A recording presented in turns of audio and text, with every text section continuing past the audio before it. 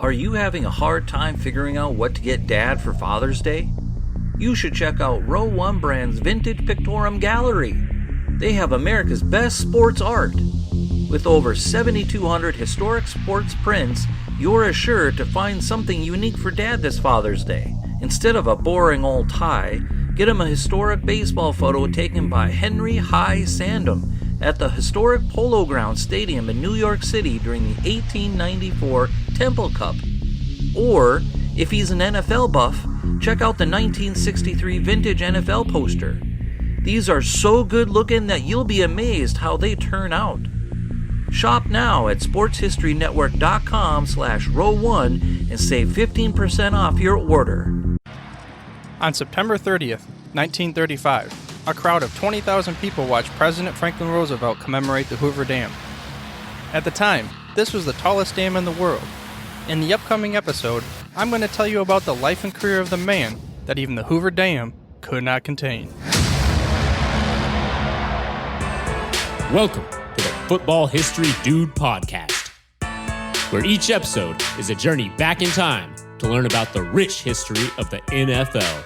Your host is Arnie Chapman. Football is his passion, and he wants you to come along with him to explore the yesteryear of the gridiron. So hop on board his DeLorean, and let's get this baby up to 88 miles per hour. Great Scott! This time as we step off our DeLorean, the date is January 31st, 1913, and we are in Pine Bluff, Arkansas. You see, this is where our hero was born, and our hero this time is Donald Roy Hutson, who we're just going to go ahead and refer to as Don Hutson for the rest of this episode. When Don was a little guy back in the day, he was a Boy Scout, and when he was a Boy Scout, he played with snakes, and he always said that this is what he believed gave him that quickness and agility, which would end up helping him become one of the most dominating wide receivers of all time. Don went to Pine Bluffs High School, and you would think that we'd talk about him being a football player there, a star football player, but he actually didn't start football until he was a senior, so he basically only played 1 year. But he was a star baseball player, and he ran track.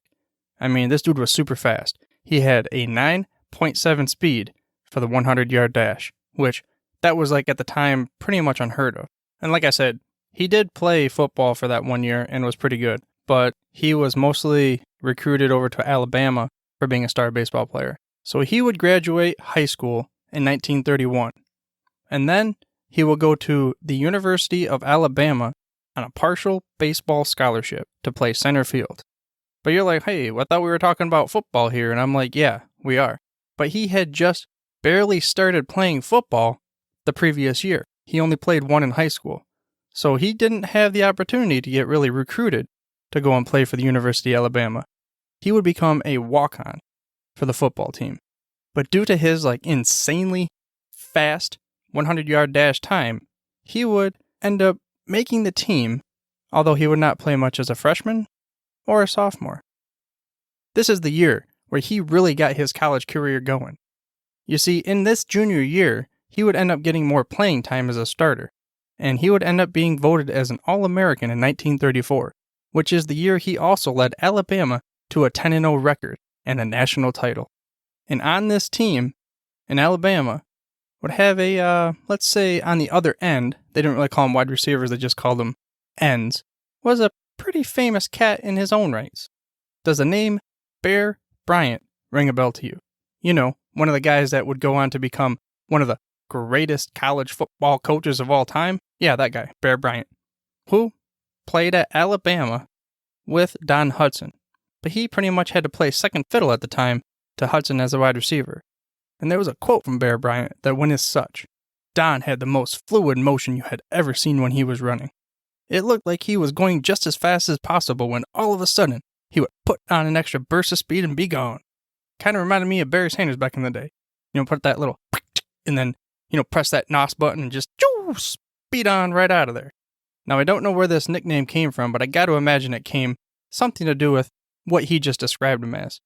You see, his nickname was Alabama Antelope, which, if you remember in a couple episodes ago, Beady Feathers was the bonding antelope. So I don't really know what their affinity was with antelopes back in the day, but they were pretty much, I think, getting at these guys are fast, they'd be bouncing around all over the place, and if you look one way, turn around, they've gone, and all of a sudden they're in the end zone. It's like, what just happened? And to kind of, I guess, wrap up his college career, what I just described was a perfect explanation of one of his big highlights from college at the 1935 Rose Bowl. You see, he would end up catching 6 passes for 165 yards and 2 touchdowns, and they would defeat Stanford 29-3 on the back of Don Hutson through the air, not through the running game like most games in the previous times have been.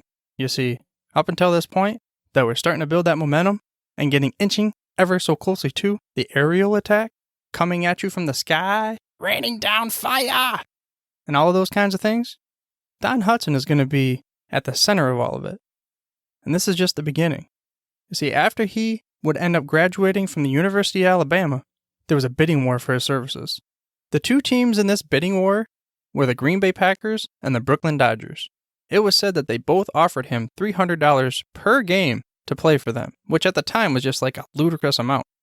But there was a decision that was made by Joe Carr, the president of the NFL at the time, that would award the Green Bay Packers the rights to Don Hutson.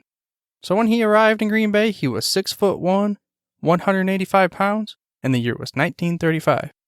You see, many were not convinced that he could handle the NFL, because at the time, it was okay for defenders to hit the wide receiver more than 5 yards down the field. But they would soon find out that the pounders, the guys that wanted to get up on your grill, they were the ones that would end up getting burned the most. But kind of bringing it all perfect stormish kind of together, Curly Lambeau, the coach of the Green Bay Packers at the time, was pretty much pioneering passing in the league with quarterback Arnie Herber. Yeah, that's right, Arnie again. And at the time, current star end Johnny Blood McNally, whom we find out in a later episode also made the Hall of Fame. But like I said, most people were not convinced that it was worth spending all this money on some little skinny, fast wide receiver guy. He's just a sprinter. Put him on the track, send him to the Olympics, send him over wherever we're at. 1935 the Olympics, I don't know. And leading up to his first NFL game, Don Hutson recalled sitting in the locker room, listening to the radio announcer, as he said they did before every game. And this game was going to be against the Chicago Bears, this big rivalry. The dominating monsters of the Midwest, Green Bay Packers, this little feather, light, tiny kind of guy, skinny as a rail, who thinks he can blaze down the field. Well, that's pretty much what the radio announcer said. Don Hutson said that he spent his entire 30-minute program just ripping into Curly Lambeau and saying, what is wrong with this guy? Why would you ever pick Don Hutson, spend all that money on him for this little skinny little guy, and he's just going to get hurt in the first play, and, all this kind of business and stuff. And Don Hutson said, you know what? It was pretty much like they were giving him no respect. He didn't have this big hype train debut like Red Grange or even Bronco Nagurski or any of that kind of stuff. He was like this dude that they pretty much think they wasted all this money on. Kind of like the first round draft pick, like last year, John Ross. Super fast, first round. He ended up with negative fantasy points because they basically threw him a pass, he fumbled, lost the ball, and then he didn't play for the rest of the year. They were kind of thinking something like that might happen. But what happened next pretty much just blew everybody's socks off. And Don Hutson would be able to hand that radio announcer the ultimate sit down moment. You see, on the first play of Don Hutson's career, which I said came against the Chicago Bears, he took a pass from Arnie Herber 83 yards to the house, to the hizzy, at City Stadium in front of the crowd of 13,600 people. That was the first play of his entire rookie career in the NFL. And he blew past the guy that we talked about in a couple episodes, Beady Feathers, for an 83-yard touchdown. He straight blew the top off the house. He went past everybody. Like I said, he kicked on that NOS, put on the turbo speed, and he was gone. And nobody saw this coming. It was even said that Beady Feathers himself thought that nobody could have caught up to that one. But then he did. That's Don Hutson. He has officially entered the stage to become one of the most prolific wide receivers of all time, and definitely the most dominating player of his entire era. And in that game, Pack won the game 7-0. And like I said, that was one of those kind of sit down moments where you kind of tip your hat up there to the radio broadcaster up in the stands and you go, a day gum. But later on, we find out that was not Don Hutson at all. He was just this kind of cool dude who, no matter what you said to him, he'd just kind of just chill back and say, because he would let everything that he did on the field dictate to you what you thought of this guy. Not like these prima donna receivers we got nowadays. You're going to find out he was just by far and away the most dominating player of that era. And we're going to mostly talk about his receiving skills. But as back in the day with most players, he was a 60-minute player. So not only was he this just dominating wide receiver, he was also a star defensive player as a safety. And one of the kind of cool stats was in his final 6 seasons, he recorded 30 interceptions. And just like I said, just got to kick that cherry on top. Also kicked extra points and field goals. So when you think about it, he had double duty. So even though his career was 11 years, he put in all that extra work. So the amount of plays that he had to have just, added up tremendously. Just makes me wonder if he would have been able to play more years because he didn't have to deal with this, where would his stats really be? On the way to the crazy amount of stats that he had, there was a game, possibly his greatest game in the NFL, that came on October 7th, 1945. You see, he scored 4 receiving touchdowns and kicked 5 extra points for a total of 29 points. And this all came in the first quarter of the game. And the coolest thing is, leading up to the game, the opposing team decided that they were going to try to, double team him, triple team him, which at the time was unheard of. You never even bother putting more than one person on a receiver because what's the point? They're really not throwing the ball so much. But he was just that dominant of a player. He struck the fear into the opponents. Like I said, nobody could keep up to this guy. So they put more than one dude on him. They probably even just left Larry over there on the sideline saying, hey, yeah, go ahead. If they want to throw it to him, whatever, because we got to deal with this guy. We're going to put more than one guy on him. But even though Don Hutson could have been like, yeah, I scored 29 points in the first quarter, eat that, man, he was still humble. When asked about it, there was a quote that went as such. Well, the wind was blowing hard and straight down the field, and you couldn't throw the ball 20 yards the other way. Those defenders just couldn't get that in their heads. Basically saying, it was just kind of, it just happened. It's not, I am to the touchdown catch that Babe Ruth was to the home run, where I'm way up here and everyone's way down there, like the second guy's not even close to me. He just stayed humble. But then he had another game against the New York Giants, where he had 14 catches for 237 yards. I mean, like right now, that would be an amazing game, especially for fantasy football. But he had it way back in the day, where 237 yards was like a really good year for most wide receivers back then. But, again, an ESPN article kept pointing out that this dude was humble. I mean, he wasn't like these prissy pants wide receivers the past 20 years. He just went about his business, he did his job, that's all. Even though up to this point in time, he was the most dangerous weapon the league had ever seen. It was like these mad scientists were in the back alley and they're all creating this super secret special weapon like a science fiction kind of thing that nobody had ever seen. And in fact, they were cheating because they stole some technology from the aliens and then they would just unleash it into the league. Just think that, put it in the, the form and figure of Don Hutson. There you go. That's what it was. And because of this, he would continue to get paid. I mean, like he would break the bank. And one place that I found in his final season was he made a salary of $15,000, which was the highest in the league. That's not anything compared to nowadays, but back then, that was like big stuff. One of the reasons why was because he led the NFL in receiving yards 8 of his 11 seasons. I mean, 9 of them, he led the league in touchdown receptions. I mean, Jerry Rice is second at 6 times, but he also played twice as many seasons almost as Don Hutson, and he didn't play defense. And that was in an era where passing was a thing. But what was more amazing is Hutson is listed as the first place for the consecutive seasons leading the league in passing reception touchdowns at 5. But then he's also second place at 4 in a row. So to kind of break it down for his statistics, let's go to his greatest season, which was in 1942. In this year, again, remind you, 1942, the league is just kind of starting to get into passing, and they're like, what's this thing, this ball floating through the air? And then this other guy throws out his hands, and he sticks to his hands, and he just kind of runs in the end zone. What is this foreign thing? I don't get it. It's like Greek technology or something like that. And Don Hutson was at the head of the pack.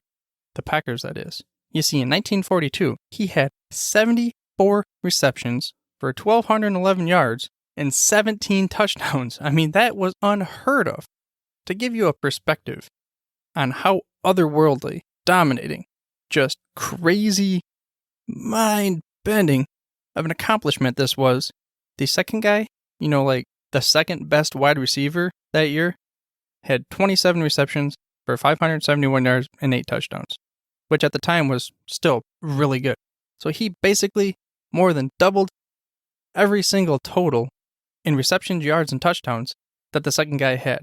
But that wasn't all, because he also had 7 interceptions, 33 extra points, and a field goal. Not to mention all of the different kind of tackles that he had.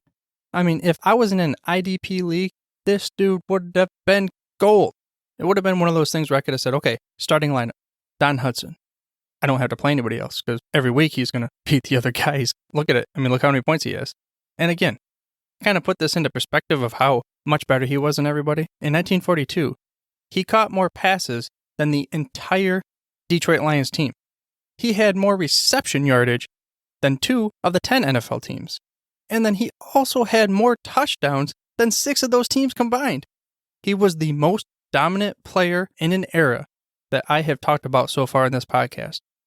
And I don't know if I'm ever going to come close to finding a player that is this much further ahead and shoulders above the rest of the competition in any era that I cover. I mean, we're going to find out. And if you want to make sure that you don't miss each week the new episode that hits, please head to your favorite podcast player of choice and mash that little subscribe button so each week you get the newest, hottest off the press episodes of the Football History Dude. And if you want more details on this particular episode, you can head on over to thefootballhistorydude.com/episode 10. Now getting back to Don Hutson, the guy that I say is just head and shoulders above the rest. There was a video back on YouTube, of course, where they had it was like a little documentary about Don Hutson, where Peter King from Sports Illustrated was trying to basically describe how much better he was than everybody. He said the only thing I could kind of compare it to is Wilt Chamberlain and just everything he did compared to everybody else in basketball. Or maybe Wayne Gretzky. And he said that, I guess, Babe Ruth and the home runs compared to everybody else at the time would kind of come close to Don Hutson and his touchdown grabs. But even then, it's contentious where Don Hutson was still the most dominating person, a player of a sport of maybe any era. It's kind of hard to figure out, but it's just definitely leaning that way where it's possible he was the most dominant just player, period, any sport of all time. But we'll continue to research that and we'll figure it out as we go. If you have any other suggestions, please send them my way. You can go to thefootballhistorydude.com/contact, or you can hit me up on Twitter, and my handle is @FHDude. But as we close this long, storied NFL career of Don Hutson, which lasted 11 years, he would retire in 1945. His statistics were 488 catches for 7,991 yards and 99 touchdowns. At the time, the second place dude only had 190 catches for 3,309 yards, and the second place TD reception was 62 less than the 99 that Don Hutson had. It would take 44 years before anybody would even break that record of 99. Steve Largent did it when he grabbed his 100th reception touchdown, but that was in the passing era. So it's kind of like one of those things where I guess you could say apples to oranges, apples to apples, and, Dominoes to Cheetos and stuff like that, but it didn't even come close to what Don Hutson did on the amount of catches that he had at his time frame. On his way, he earned the MVP in 1941 and 1942. My guess is he could have earned the MVP almost every year, but the league still wasn't really accepting that pass catchers were the ones that could lead you to the promised land. But he did. In fact, 3 times during his career, the Packers won the NFL championship in 1936, 1939, and 1944. And there really wasn't a dude that could describe to you the impact that Don Hutson had more than his coach, Curly Lambeau. So I'm going to offer you a quote that came from Curly Lambeau himself, and it went as such. He would glide downfield, leaning forward as if to steady himself close to the ground. Then, as suddenly as you gulp or blink an eye, he would feint one way and go the other, reach up like a dancer, gracefully squeeze the ball, and leave the scene of the accident. The accident being the defensive backs who tangled their feet up, fell trying to cover him. There you have it. Curly Lambeau described, basically, coming, creating problems, getting out of there. Reminds me of this one picture I saw one time of this cat. He's all like, standing up, he's all like, walk in, mess stuff up, walk out. And that's what he did. Walked into the game, caught that ball, messed those dudes up, turned them around, scored a touchdown. And he would end up scoring a touchdown 1 in every 5 catches. Nobody even comes close. He had a touchdown in almost every single game on average of his entire career. It was like 0.86. I mean, this is crazy. Crazy talk. In an era that was not bred for passing, where handing the ball off to a dude, smashing into a wall, was still the in thing. So yes, he was a pioneer for the passing pattern. And he was the dude that changed the way that the game was forever played, and what you and I now know as the National Football League. And after retirement, he served as the assistant coach for Curly Lambeau for 3 more seasons. Then he would serve on the club's board of directors from 1952 to 1980, and he was elected director emeritus. But this, after football stuff, wasn't really what he was known for. He was a receiver ahead of his time by a half a century. I mean, he was just like ancient aliens, where you think that they come down and they bring this technology and, we hear about it, the Mayans or whoever, thousands of years down the road, and you're like, well, how do they even do that? How do they put those stones, and not the Mayans, but how do they put those stones over on top of those stones in Stonehenge, and they had to have alien technology, and I think maybe Don Hutson was a dude that they brought back from the future, because he could probably play nowadays. I mean, he held 18 records at the time of his retirement. He was definitely the pioneer of what would become the wide receiver. I mean, he broke open the league. He broke it wide open. And there was an ESPN article that called him the Copernicus of football, where he proved that the universe did not revolve around the run, it revolved around the pass. And from henceforth, we shall take the ball, toss it in the air, let some dude grab that ball down and head toward the end zone. I mean, he invented this modern receiving thing. Everybody out there catching the pass. I mean, Jerry Rice, who is often referred to as the GOAT, has Don Hutson to thank for all the different patterns that he used to run. He created the Z-outs, the button hooks, hook and goes, and a whole catalog of fake outs. Instead of just snap, hike, run, catch, maybe catch, I don't know, we'll see. He did it all. And for this, he was inducted into the first class of the College Football Hall of Fame in 1951. And of course, when the Pro Football Hall of Fame had its inaugural class in 1963, Mr. Don Hutson was there. I mean, the city of Green Bay also recognized how much of an impact this dude had on the league. There's a street that's named Don Hutson Street, and his number, 14, was the first number ever retired by the Green Bay Packers. And then in 1994, they would open an indoor state-of-the-art practice facility that was named the Don Hutson Center. At the opening of this new practice facility, the then Packers general manager, Ron Wolf, stood next to Hutson and he said this: "I don't know if there's ever such a thing as royalty in professional football, but this is the closest I've ever come to it." And to kind of wrap this whole thing up, like I said, he could have boasted, he could have just told you every single day to your face, hey, look at me, I'm the greatest there ever was. At my time, nobody even could put a candle to my wind, but he didn't. There was another quote, which is the last quote I'm going to leave you with, from 1989, where he said this about his records being broken: "I love to see my records broken. I really do. You get a chance to relive a part of your life, the whole experience." Never said, "Get off my records. They're mine. They ain't yours." He just said, "I want to just enjoy it. Live life like it is. He would end up passing away on June 26, 1997. However, it's possible this amazing career of the pioneer of the pass catch could have never happened. You see, the Green Bay Packers and Brooklyn Dodgers were in a bidding war for his services out of Alabama. Don Hutson signed a contract with both teams on the same day. NFL President Joe Carr ruled in favor of the Green Bay Packers because they had a postmark of 8:30 a.m., 17 minutes earlier than the Dodgers contract. The Packers under Curly Lambeau were beginning to revolutionize the game into a passing league.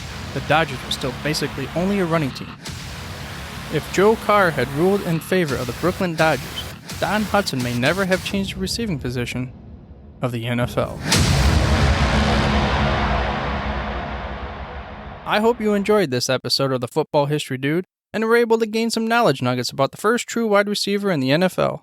If you want to connect with the show and leave your comments about this episode, head to thefootballhistorydude.com/contact or hit me up on Twitter. My handle is @FHDude. In the next episode, we're going to listen to more personal stories from listeners of the show.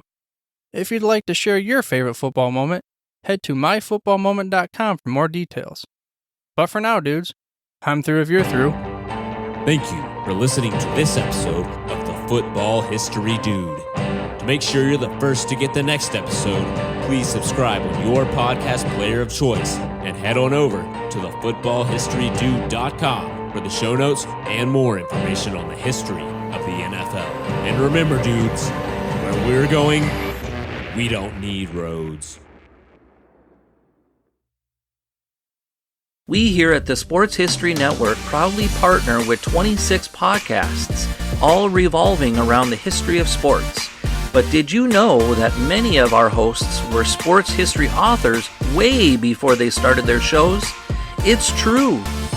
We've got Joe Ziemba, host of When Football Was Football, Joe Zagurski, host of Pro Football in the 1970s, Mark Morthier, host of Yesterday's Sports, Tommy Phillips, host of Lombardi Memories, and Scott Adamson, co-host of From the 55-Yard Line. All these authors have many books for you to choose from. To check them out, go to our website at sportshistorynetwork.com/sportshistorybooks. Pick up your copy today. Soundtrack provided by Kevin MacLeod of filmmusic.io.